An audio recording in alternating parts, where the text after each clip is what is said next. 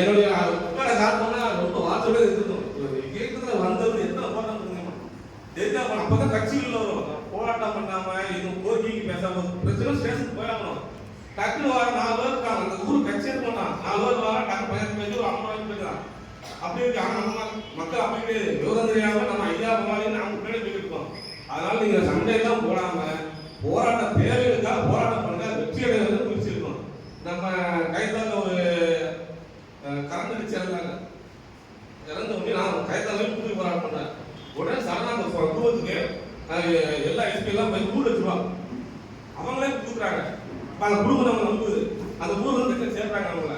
இந்த மாதிரி இருக்கிற நல்லதுதான் போராட்டம், நம்ம தப்பான வழி போராட்டலையே. முதல்ல சண்டை போடாம இயக்கத்தை வளர்ப்பது தான் போராட்டம் நடத்தணும், கோரிக்கை எழுதணும். என்னுடைய கோரிக்கையை அந்த கொஞ்சம் மாவட்டத்துடைய செயலாளர் ஆனால் மணிகண்டன் அவர்களை தனது கருத்துக்களை பதிவு செய்யுமாறு வழங்குகிறேன்.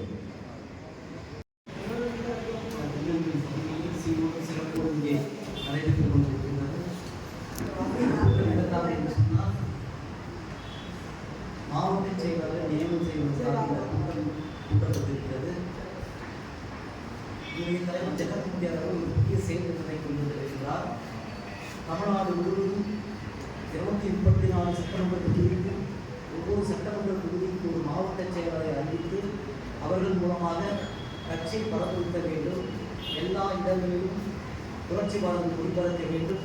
அதிக உறுப்பினர்கள் சேர்க்க வேண்டும் என்பதற்காக ஒரு புதிய செயல்திட்டத்தை நம்முடைய தலைவர் ஜெகத் முத்தியார் அவர்கள் கொண்டு வந்திருக்கிறார்.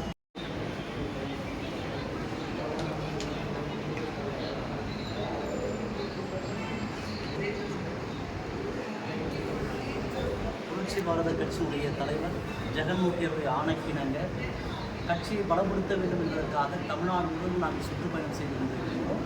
அதே சமயத்தில் நம்முடைய தலைவர் ஜெகன்மூர்த்தியார் அவர்கள் 2 மாதத்திற்கு முன்னதாக ஒரு புதிய செயல் திட்டத்தை கொண்டு வந்தார். அந்த செயல் திட்டம் என்னவென்று சொன்னால், தமிழ்நாடு முழுவதும் உள்ள 234 சட்டமன்ற தொகுதிக்கும் ஒவ்வொரு தொகுதிக்கும் ஒரு மாவட்ட செயலாளர்களை அறிவிக்க வேண்டும். அந்த மாவட்ட செயலாளர் மூலமாக கட்சியை பலப்படுத்த வேண்டும். எல்லா இடங்களிலும் கட்சி கொடியை ஏற்றி உறுப்பினர்களை அதிகப்படுத்தி புரட்சி பாரத கட்சியை பலப்படுத்த வேண்டும் என்பதற்காக இந்த செயல் திட்டத்தை கொண்டு வந்திருக்கின்றார். ஆகவே வட மாவட்டம் முழுவதும் நாங்கள் மாவட்ட செயலர்களை அறிவித்து விட்டோம்.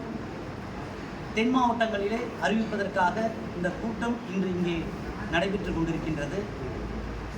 திருநெல்வேலி, கன்னியாகுமரி, தூத்துக்குடி, தென்காசி மாவட்டம், இந்த 4 மாவட்டத்திற்குமான மாவட்ட செயலருடைய தேர்வு இங்கே நடைபெற்று கொண்டிருக்கின்றது. ஆகவே அதனுடைய தொடர்ச்சியாக இந்த கூட்டம் இங்கே நடைபெற்று கொண்டிருக்கின்றது. அதே சமயத்தில் தென் மாவட்டங்களில் தொடர்ந்து சாதி ரீதியான மோதல்களும் சாதிய படுகொலைகளும் அதிகமாக நடந்து கொண்டிருக்கின்றன. இந்த 1 வருட காலத்திற்குள்ளாகவே 200க்கும் மேற்பட்ட படுகொலைகள் நடந்திருக்கின்றது. ஆகவே இதை தடுத்து நிறுத்துவதற்கு தமிழக அரசு ஒரு குழுவை நியமிக்க வேண்டும்.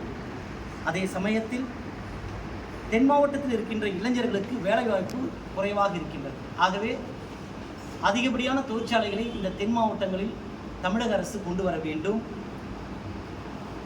அதே சமயத்தில் தமிழக அரசு SC/ST மக்களுக்கான 10,000 காலி பணியிடங்களை நாங்கள் ஆட்சிக்கு வந்தவுடன் நிரப்புவோம் என்று சொன்னார்கள். ஆனால் இதுவரைக்கும் எதுவும் செய்யவில்லை. உடனடியாக அந்த 10,000 காலி பணியிடங்களை நிரப்பி ஏழைகளுடைய வாழ்க்கையில் விலக்கேற்றி வைக்க வேண்டும் என்று நாங்கள் கேட்டுக்கொள்கின்றோம். அதே சமயத்தில் பகுதி நேர ஆசிரியர்களை பணி நிரந்தரம் செய்கிறோம் என்று சொன்னார்கள். அதுவும் நிலுவையில் இருக்கின்றது. ஏழை விவசாயிகளுக்கு 2 ஏக்கர் நிலம் தருகிறேன் என்று சொன்னார்கள். அதுவும் நிலுவையில் இருக்கின்றது. ஆகவே உடனடியாக இந்த தமிழக அரசு இதை நிறைவேற்ற வேண்டும் என்று புரட்சி பாரத கட்சியின் சார்பாக நாங்கள் கேட்டுக்கொள்கிறோம்.